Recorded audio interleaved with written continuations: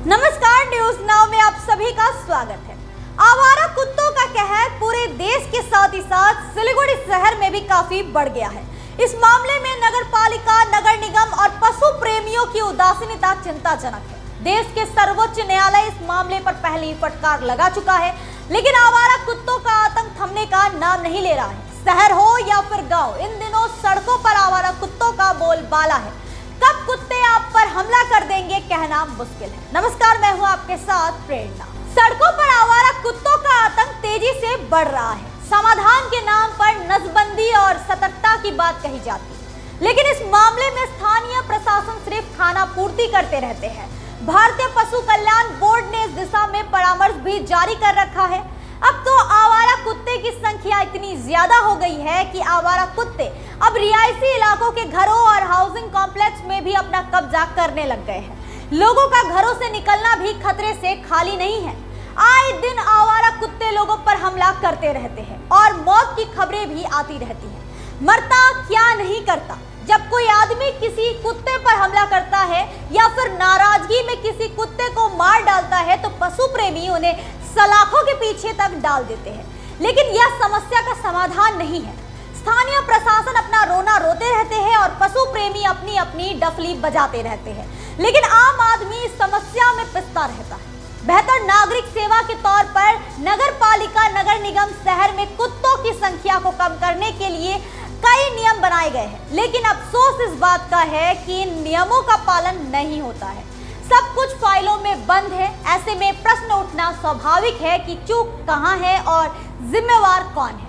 आवारा कुत्तों की समस्या देश में कितनी गंभीर होती जा रही है, इसका अंदाजा केंद्र सरकार के पशुपालन मंत्रालय की एक रिपोर्ट बताती है कि कुत्तों के काटने से होने वाली रेबीज बीमारी से दुनिया में होने वाली कुल मौतों में 1/3 भारत में होती है। रेबीज 100% जानलेवा है, लेकिन वैक्सीन से इसका 100% बचाव भी संभव है। इस आंकड़े से साफ है कि रेबीज की नौबत ही ना आए। इसके लिए जरूरी है कि आवारा कुत्तों के बढ़ते कहर को रोकने के लिए केंद्र से लेकर राज्यों की तमाम संबंधित सरकारी एजेंसियां इस पर लगाम कसने के लिए गंभीरता से पहल करें।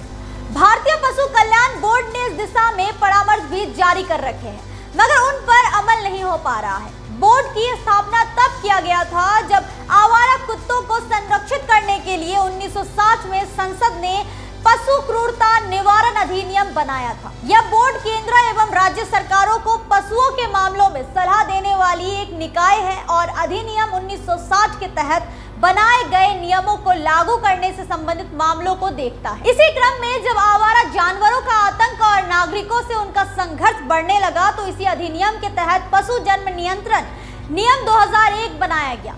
अभी इसी प्रावधान के अनुरूप स्थानीय प्राधिकरणों एवं निकायों द्वारा आवारा कुत्तों की आबादी को नियंत्रित करने के उपाय किए जा रहे हैं। इनमें मुख्य रूप से कुत्तों का रेबीज रोधी टीकाकरण एवं उनकी संख्या को स्थिर करने के उद्देश्य से आवारा कुत्तों की नसबंदी की जाती है। मगर देखा जा रहा है कि नियमों एवं स्थानीय निकायों द्वारा पशु जन्म नियंत्रण नियमों को ठीक से लागू नहीं किया जाता है। बोर्ड भी समय समय पर सिर्फ दिशा निर्देश जारी कर औपचारिकता पूरी कर लेता है। कहीं किसी शहर में कुत्ते के काटने की घटनाएं जब बढ़ने लगती है तो स्थानीय निकायों की नींद खुलती है और फिर कुत्तों को स्थानांतरित कर दिया जाता है। इससे कुछ दिनों तक मोहल्ले में शांति हो जाती है, लेकिन फिर वही सारे कुत्ते आ धमकते हैं और सब कुछ पूर्ववत चलने लगता है।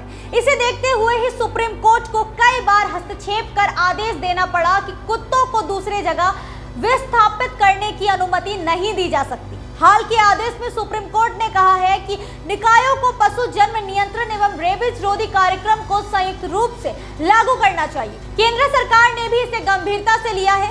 वन हेल्थ अभियान को इसी रूप में देखा जा रहा है। सरकारें भले ही कुत्तों पर नियंत्रण लाने के लिए नियम बना ले, लेकिन इससे कुछ होने वाला नहीं है। इच्छा शक्ति के बगैर आवारा कुत्तों पर काबू पाना बहुत मुश्किल है। आवारा कुत्तों की जन्म दर कम करने की पहल को ढंग से लागू नहीं किया जा सका है। यह समय की मांग है। सरकार अब इस समस्या पर गंभीरता से कोई ठोस कदम उठाए। सिर्फ सरकार, नगर निगम, नगर पालिका के भरोसे कुत्तों की जनसंख्या कम करना संभव नहीं है। एक निश्चित योजना के तहत पशु प्रेमी संगठन, सामाजिक संगठन, क्लबों को इस अभियान से जुड़ना होगा।